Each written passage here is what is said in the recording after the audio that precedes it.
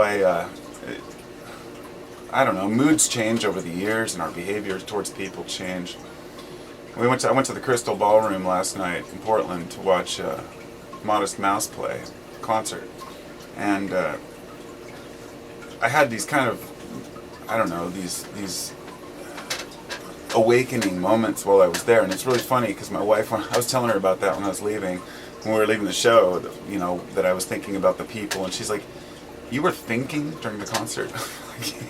Like, I can't help it. I'm always thinking about stuff, and I guess I just kind of assume that's just the way it is. And I know a lot of people can get really into what they're doing, say at the concert, just fully enjoy the music, but I can't help but having these moments where I look across the audience and just have these like epiphanies, I guess, about people. For example, when I first started listening to Modest Mouse, it was about 15 years ago, and that seems like forever ago now, but it seems like just yesterday. And when I went to the show last night, you know, Modest Mouse, when I first started listening to them, they weren't that popular. They just released one of their albums that actually brought them into the limelight, The Moon in Antarctica.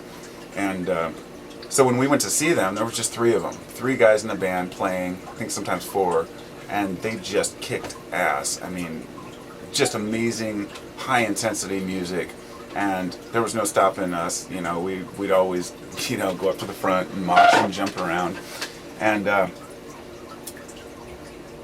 back then, I remember buying an LP, or buying the records at the shows, because they would sell them at the, you know, their merchandise table. So I went and I bought like, well, all of their albums basically up to that point back in 2000. And I buy the LPs for like $10 at the show. And that same LP, their first initial release, is now worth like $300 to $400 for the original copy. And I have all of them. I have that one, the Lonesome Crowded West, and a bunch of, you know, their early stuff, because they were on a different record label. Anyway, point is that during the end of the concert, you know, because my wife and I'm 40 now, and it's like, I'm not going to think I'm old because I'm 40, but compared to the kids there, I'm like the elder. And it was the weirdest thing, because my wife's insistent upon getting to the front. She's just like, we're going, and so we go. We started slowly moving our way up towards the end, and it wasn't until the end of the show, you know, maybe one song before the encore, that we actually made it up towards the front. And at the end, we're hanging on the gate at the front, but the funniest thing happened, because I was looking across the audience and having these revelations about people, and how when an old school song comes on, you see the old schoolers all get, yeah, and then when like a new popular song comes on, the poppy group or the younger kids who just come into it are all cheering. And the same way I can see it in the band, when the band's playing a song, one of the newer songs, because the band members have changed over the years, you can tell which songs the bands have learned together by how excited they are to play it. I don't know, it's just watching these different behaviors of people and the band members, and it's just awesome. And the funniest thing happens, my wife and I are walking up to the front, and there's this little like teenage girl there. She's like one person back from the front, and my wife just is all dancing. She dances right up, and she says something to the girl. I heard her say something, and the girl says something to her, and all I heard my wife say was, "You ever been to a concert, girl?" And she went up in front of her and started dancing. Apparently the girl had said, "Oh, my friend left, he's going to come right back." Now here we are on I don't know if you've never been to the Crystal Ballroom or not, but it's not a seated venue. It's a place where people dance. It has a springy floor so you can jump and dance, and it's just an awesome place. But these kids that come in here and they just stand around, like they don't know the music, they don't really have any reason to be up front, except for because they think they're maybe, you know, well, they're going to work their way to the front. That's fine. But if you have somebody step in front of you and there's room, that's just how a concert goes. It's just the funniest thing. And when I looked around, I realized, wait a minute, I'm that guy. Because when I was 15, 16 going to concerts, there was always those old schooler guys who you just don't, you know, they're old school. You just, if they go in front of you, that's how it is. What are you going to do? You know? I never had any problem with people going in front of me, of course. I mean, you just get to the space you can, but that's how concerts go, you know.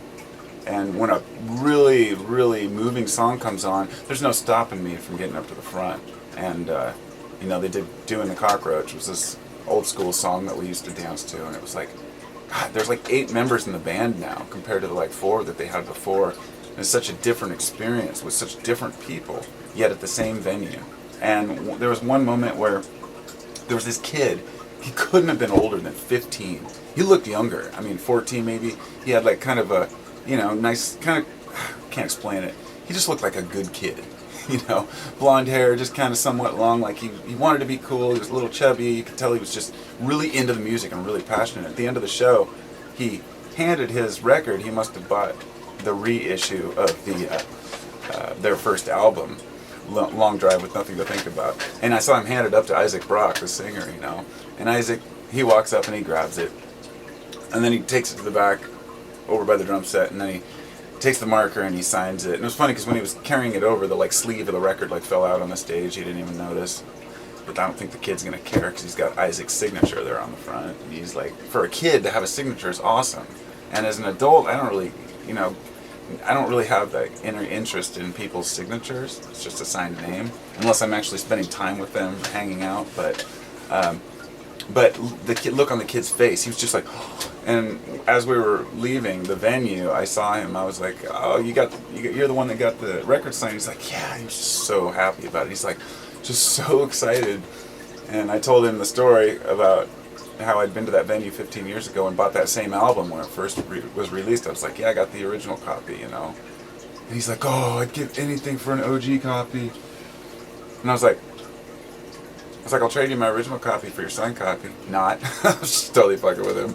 Because the sign means nothing to me. It's the original album was on Up Records, and they only had a limited amount, and so that's why there were so much. But Modest Mouse wasn't always that popular. The last time I went to see them in Portland is when I had really bad sciatic pain, and my son, who went with us this time, he just turned 21, so he's finally able to go in the bar and stuff. And I remember him telling me, he's like, "Remember last time you were here, you couldn't even walk, you couldn't even stand. I could barely move. I was like hobbling in and out." And it's one of those reminders that sometimes shit's rough, but you make it through and you endure. Like there were times when I felt like I was weak in life, and now I'm back because of the pain. But anyway, those were just my stories, I thought, about Modest Mouse. They're a really good band. I really enjoy their music. I always have. And when you see Isaac up there just into it, I don't know. You just either are into it or you're not, And it was a part of my life that really moved me. The first time I really listened to Modest Mouse was, surprisingly, when my wife and I took some mushrooms one night. And it was in about the year 1999, I think. And I'd just gotten their new album, Moon in Antarctica. Maybe it was 2000. And I put it on and we listened to it while we were tripping. And usually I don't listen to rock while I'm tripping because it's just too blah. But I started hearing the subtle nuances and the sounds and the tones in the background, and it was just like, this is amazing. This guy's genius, He's a phenomenal songwriter. People, I know a lot of the, I was always like, why should the songwriter get all the credit, Why should the lead man always get the credit? After playing in a band with my brother and a couple different bands, I realized the front man is always necessary. He's like the leader, and you need to have a leader. You can all structure something together, but the songwriter can put things together in a way that there's no less awesomeness if somebody plays a part that the songwriter wrote. It's just a matter of playing it with the right emotion. So, feels good. Feels good to go to a concert and just headbang. And wake up feeling ready to go, You're never too old to dance. Just never too old.